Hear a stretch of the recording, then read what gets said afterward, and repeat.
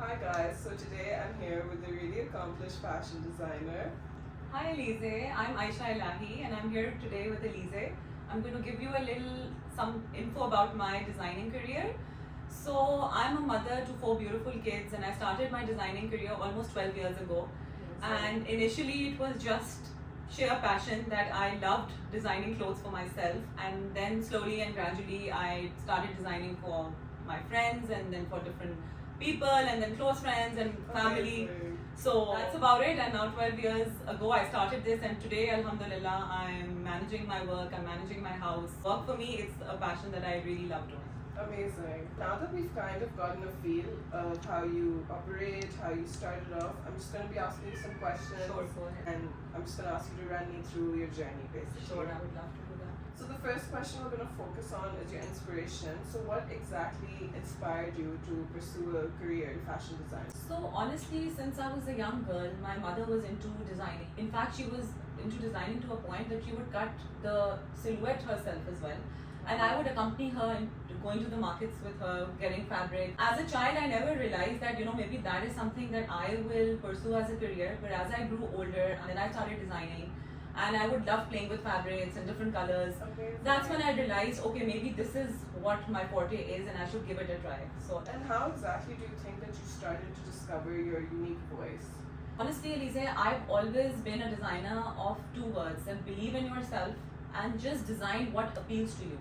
I design something that I would like to wear. And that's not a very good thing either, because you need to see, when you're designing, you need to see for other people as well. What the buyer is trying to, what the buyer wants, or what the end product has to be. Of course. But initially, and I always, whatever I like is what I implement in my designs. Okay. So, and I'm into a lot of fusion cuts, different fabrics. I love playing around. Sometimes it's a complete disaster, sometimes it's a complete hit. Okay. So it's an ongoing thing. Okay, so basically. it's just like you So my own creativity is what makes me unique from other designers. Amazing.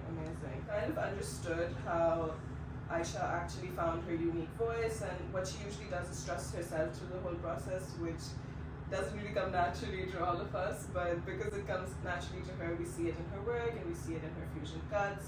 Aisha, I want to ask you, what was a pivotal point in your career that kind of just solidified your reputation as a fashion designer? Okay, maybe 15 years ago, when I initially started designing for myself, I wasn't doing it on a professional level.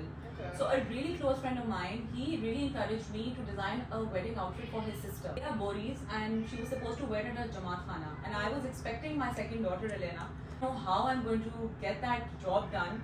But he insisted that, Aisha, you're so good at it, and this is what we want, and she's going to wear it at the Jamaat Khana. And it actually turned out amazing. And the appreciation I got, from there onwards, I just realized that, okay, maybe I do have that quality in me, and that really gave me a platform to design. You were the one dressing up the main man, Yeah, so and being in a Bori community, and they're very particular about certain cuts they wear, and then working upon it, and then being pregnant. But Alhamdulillah, it all turned out really well. So that was a changing point in my career for me. Amazing. Yeah, he really encouraged me, and I needed that push, I think. It was like that external factor that comes exactly. into you're good at your work. Yeah, exactly. Why don't you do it Because I was very reluctant initially, and I wasn't confident in my work. So I wasn't sure how I would make a traditional outfit, and that too amongst like 500 people. And the Bori community wears a very specific Exactly. Just to work on that for the bride. For the bride, So Alhamdulillah, it turned out really well. So now Aisha, I actually want to go towards the qualities and the skills. Like, what skill sets did you need? Like any other industry, fashion industry is also growing very rapidly, and at the same time there's a lot of competition. New designers keep coming up, but what I've always, like I initially mentioned also, what sets me apart from other designers is my own creativity, which is simplicity. At the same time, it's a lot of pattern mixing. So I take a lot of fabrics, I play around cuts, I play around materials, different embellishments. So the end product is not what everyone is going to be designing. I do take inspiration from all established designers. I do follow the trends, but the end product is what I really like doing myself. So it just somehow, honestly, it's just when I put everything together, it just ends up being a certain way. I've seen your work, and I feel like you play around with a very classy style, but it's also very traditional. At the same time, yes. So I do a lot of contemporary stuff. Like, if you look back, you can still continue wearing Exactly. Like, I feel like when I wear your clothes, like one, I'm ahead of time. That's set apart from everyone else over there. But also at the same time, it fits in so well. Yeah, alhamdulillah. And I feel like that comes from a very personal place. And so always prefer just designing one design, maximum number of pieces is like 10. Doesn't look like a uniform that everyone's wearing, which other designers are obviously doing, and it's easier to do that. So true. I prefer that you just work on quality and make less quantity. And there's like a new designer, they have their own voice and stuff. exactly. And to stay like relevant and to stay booming in such a So it's always like a yo-yo though, to be honest. So there are times when the market is really low, and there are times when the market comes completely like at its high. Then there's a plateau. December. Wedding seasons generally, Eid, Ramzan, these are the times when people generally want, and everyone's looking for something new, and there's so much competition and so much variety. If I was to buy a product myself and not a designer, I would also get confused with so much going on. You need to be very competitive with your pricing as well. That's the key these days to sustain. Yeah. If they want to keep buying new things. Of course. That you're thinking, okay, this is my design, I'm going to make these Exactly. clothes. You're also thinking, I have to make these clothes with this amount of budget so I can price it in Of a course. way. Pricing is key to sustain your brand. So I get one with your skills, you work with individualism, you work with the pricing, you how the buyers are coming in, True. and then like the trends of the market. So true. these are the skills. Yeah. That there's always so much more to explore. And over time, I have really changed a lot of things around my brand is what the consumer wants. So then you play around those. Maybe if I like a color, you won't like it. The things that appeal to me, or things that I've made from scrap material, have always been a hit. And I can never go back and design those because that was just the material I had lying around. Yeah, it's very objective. Yeah, it is. But now that we've kind of understood your journey, how you got into it, I want to ask what trends and movements you've embraced that have kind of helped push your career forward. Reflect back at my when I started to where I am today. I think participating in international exhibitions in Dubai, which I participate twice a year. Okay. London once a year, I would say, and the US every year, which is up now. Okay. So that's really given me the recognition as a couture print designer worldwide, I would say. Amazing. So yeah, and different international trends are something that I keep following. Yeah. I keep taking inspiration from them. So look at different designers to take inspiration.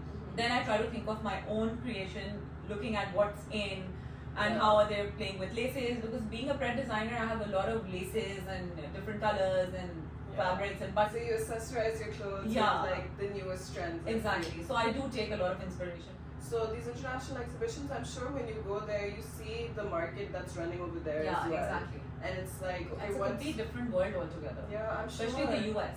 Yeah. Because Apna has, I think, maybe like 400 vendors which are just clothing vendors. No way. Yeah, so everyone, and then there are the top designers like Farah Talib and Sheila, and all of those designers are there. Then there are the middle tier ones, and then there are like upcoming designers like us who are there. So yeah, there's a vast variety of design. I feel like when you're going towards different markets, like like the American market or the Dubai market, again you're tending to brown people with your clothes. Yes, true. But their mindset and their like type of clothes that they're looking for, I'm sure that they're different. They are different. So my Dubai market generally is a lot into kaftans and flowy silhouettes, quad sets.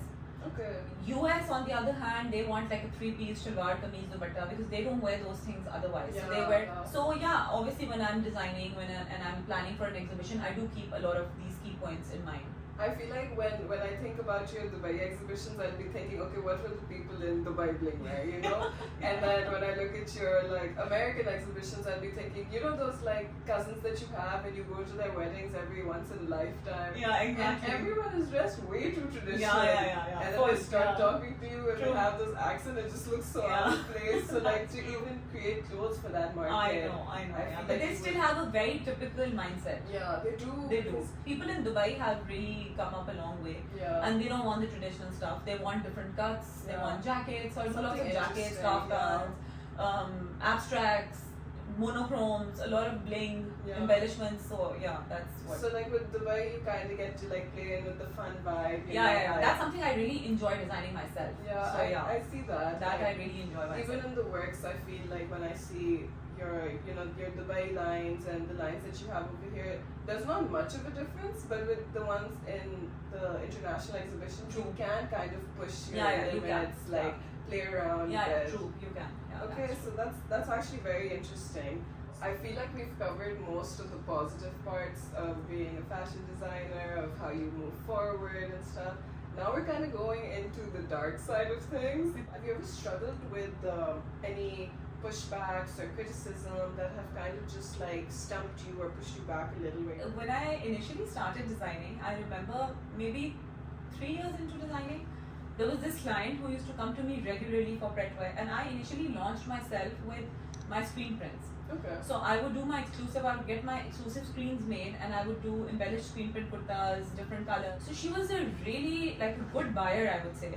And one fine day, I don't know what happened to her, that she just took an appointment, she came over and she just lashed out on me. And she No said, way. you know, my husband just told me that you should never be called a designer. I don't know which designer you're going to. Your fabric is horrible.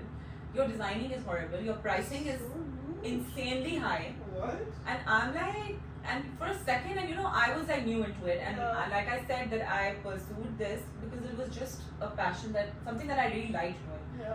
I didn't want to work sort of a thing, and it was just a pastime for me. I was taken aback, and initially I cried a lot also, and I was just 3 years into designing, and I was like, okay, one fine day, and she had placed an order, and she just said that, okay, so this 50,000, I need my money back, and I'm not going to pick this stuff up because the stuff is completely horrible. That's so rude. So it took me maybe a week Okay. of that, it hit me, but then later I was like, you know what, to hell with it. I think I know what I'm doing, and obviously I got up and I went ahead, and in fact those clothes that she returned, I got multiple orders on them. So I sold them. Amazing. And then I got multiple orders, so that really motivated me, and it, you know, kind of lifted me up again. But how rude, just because her husband said. Yeah, I mean, and these are out of the good. blue. Literally. And I was like, you know, you've been coming to me for like good 7-8 months, and Yeah. now all of a sudden you decide that this She is. just switched up. Yeah, all of a sudden, and then. Honestly, these type of clients, I always say they have a bad day and they come and take it out I on swear. people that they're supposed to be actually saying thank you to. Yeah, you know exactly. What I mean? So I was like, okay, so. Honestly, if I was you, I would have just been like, excuse me, I've been making you look good for so long, you know. If anything, you should be thanking me. So yeah. So rude. So there's always criticism in this business as well. So there are a lot of people who inbox me saying, you know, Ahanur is selling this, the same fabric. I said, so buy it from Ahanur. I mean, and why are you coming in? I'm not asking you to buy my product. If Ahanur is making it, fair enough. Like twice more, you know, go there. Like, Exactly. I mean, nobody's asking you to come and buy it from me. Literally. So yeah. So you So rude. do face these things in Like, you know, when you're in a rush, you're creating things, is there ever a point where you're like, you know what, I'm feeling a little bit of the self-doubt situation? So no, Alisa, I won't say self-doubt, but I would say that each time I do launch a collection, I do get nervous to date. Okay. Just because the market is so competitive, and like, I don't want to go overboard with my Pretwear, so that, you know, obviously if I'm making something, I will keep a profit margin. 100%. But now, because of the end product and the material and everything being so steep, so we really need to be very, very thoughtful in designing an outfit. Yeah. So that takes some time, but I do get a creative block at times, because there's so much going on with all laces and the same thing Yeah. happening. So I just think that if I do the same thing, then why would anyone want to buy from me? Okay. So I really need to think out of the box at that point. Okay. So I'm good with silks, I'm good with cotton nets, I'm good with the formals, but I cannot somehow, when I see a chicken and if I have to put laces on it, I just get blank myself. Like that's not my niche. I can't do that. I get Yeah. that. So these are things that you kind of have, there are like aspects of it where you're just like, okay, I don't love all of it. Yeah, you know, true. there's like this Yeah, yeah. part where you're just like holding your head, you're thinking, what am I I supposed to actually put on get blank this? and I'm like, okay, what do I do with this? I So get when it, clients yeah. tell me, can you design some lawn outfits for us? Yeah. So I'm like, no, I can't do that. Okay. So that's not me. I can't. Very tedious for me. You know, I feel like you should take this as a strength, because honestly, if something like casual is not coming naturally to you, then that just means you're really grand. Like, I just feel like maybe you're just so grand that this casual stuff is not even your forte, you know? Like, that's probably just what it is, you know? From what I've seen with you is that you're a very self-expressive person, you go with your own voice, you go with your own vision. I want to ask, how do you kind of separate your likings and dislikes from the practical demands of the client? So, Anisa, when a client comes to me, I do listen to what they have in mind. Okay. Obviously, sometimes they just want to buy what I've made, right? Of course. Which is ready to pick. Of course. But if they are coming for formals or they're coming for semi-formals, so they have something in mind that they're coming for. Mhm. There are certain fabrics, like I said, in chicken, even in formals, there are certain things that I don't like working around with. Okay. So I do give them my opinion, but I do cater to their demands. I incorporate my designing to their demands, and then we end up with a good product. Okay. But there are certain times that a lot of clients come and they leave it to me. They're like, Aisha, we don't know. This is our budget. Yeah. So this is our color. This is the occasion, and we want to do something. I feel like that's my and part that with you as yeah, well. so that really gives me a platform to design. Yeah. So I can really go a long way. Knowing that I have no restriction. Yeah, the freedom of it. The freedom of it. They'll just tell me that okay, I want a lehenga choli, or I want a sharara, or I want that. I want a straight shirt. So then I know, and then I just give them my opinion on colors. So a lot of clients are always very confused that this color will look nice on us, and this fabric will not look nice on us. Okay, so you kind of meet them in the middle. Yeah, exactly. Isn't that problematic though? Like, not really. I feel like that's like if I'm driving and someone's hand is on the gear, I'll just be like, can you please move your hand? No, not really. Because honestly, I do, because when they're coming to me, they do know what they want, right? So they have something in mind. They know that I can cater to this.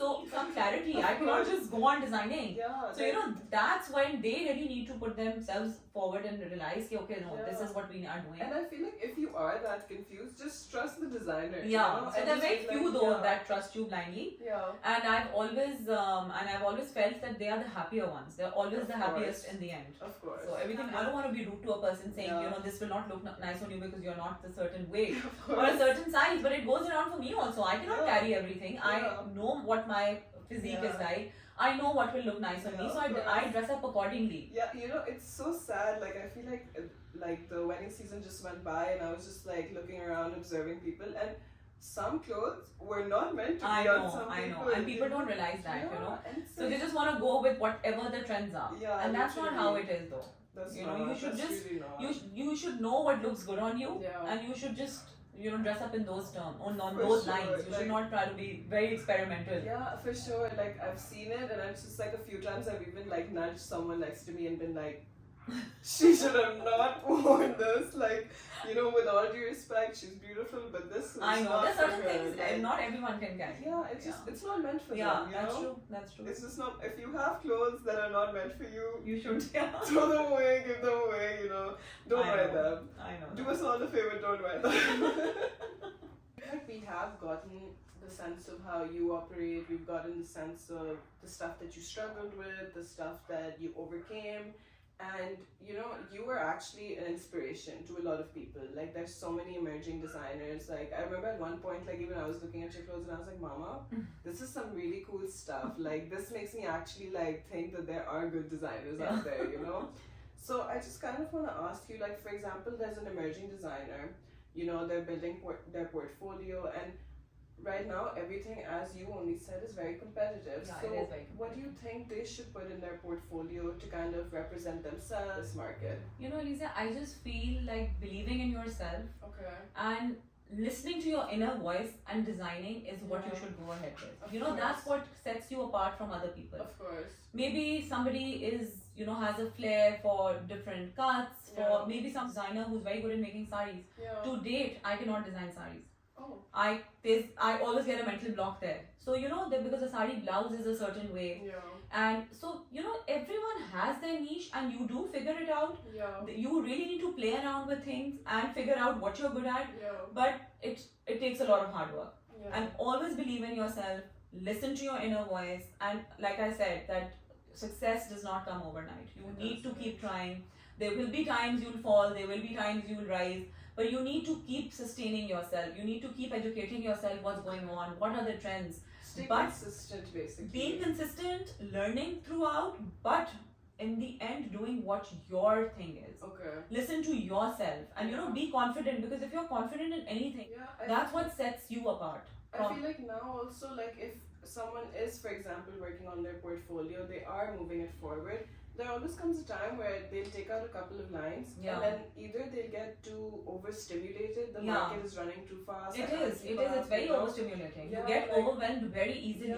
So you just need to keep your pace. You need to be there consistently, and consistency is what you need. Okay. Because there will be times there, like I said, I exhibit abroad many times. Yeah. My Dubai exhibitions have been a super hit. Yeah. Sometimes they've just been a break even. Okay. And that's when I actually that's when I used to self doubt myself. Maybe my collection is not good. Okay. Maybe I haven't priced it properly. But you know, like I said, the market is like a yo-yo these days. So Yeah. sometimes it's really good, sometimes it's really bad. Yeah.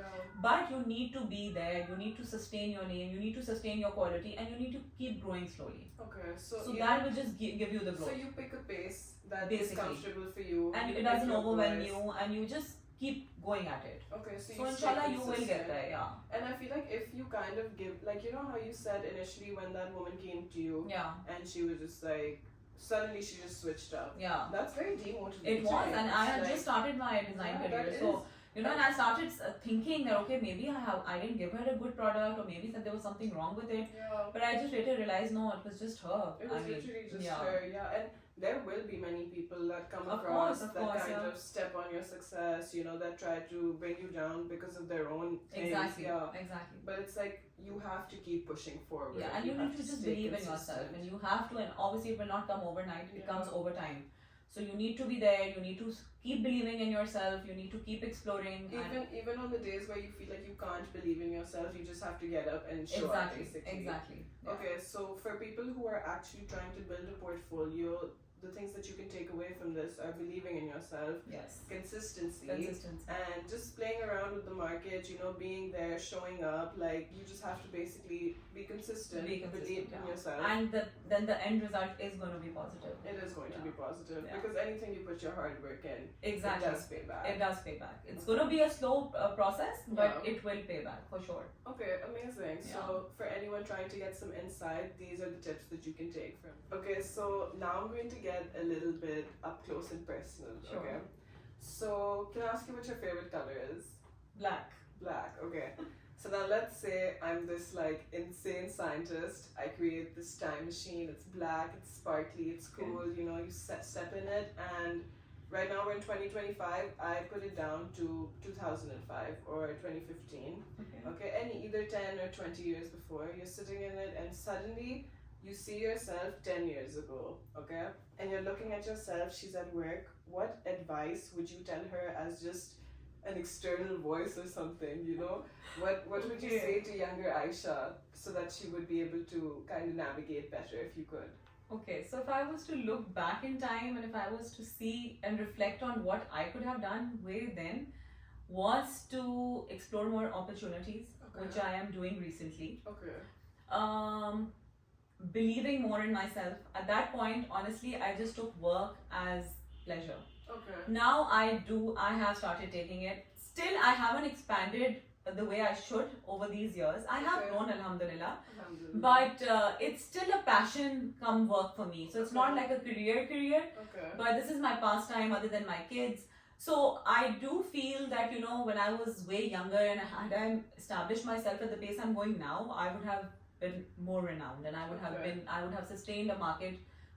Like where I am today, I could have amplified it more. Yeah, maybe into like Because, you know, I didn't have such responsibility. My kids were younger, and but I guess, I mean, I don't have any regrets, alhamdulillah. But Alhamdulillah. still, I could have been more productive. So thank you for tuning in at Fanan. We had a wonderful person tell us about her wonderful journey. Thank you so much. Thank you, Aisha Eliza. It Lahi. was an honor to be interviewed by you. Honestly, it was like the pleasure was all mine. Not at So, all. I feel like we learned so many things for aspiring designers who kind of want to get on contact, for people who want their clothes by Aisha Lahi. I'm going to be linking down all of her Instagrams, her email, her number if you want to get into contact, get better clothes. So this is where you come. And for people who kind of want to get an inspiration, just watch this podcast over and over. You know. Thank you, guys. Thank you so much. Thank Goodbye. you. Bye. Individualistic? I get what you're saying. Individualistic? I don't know. We'll have to drop that part out, yeah.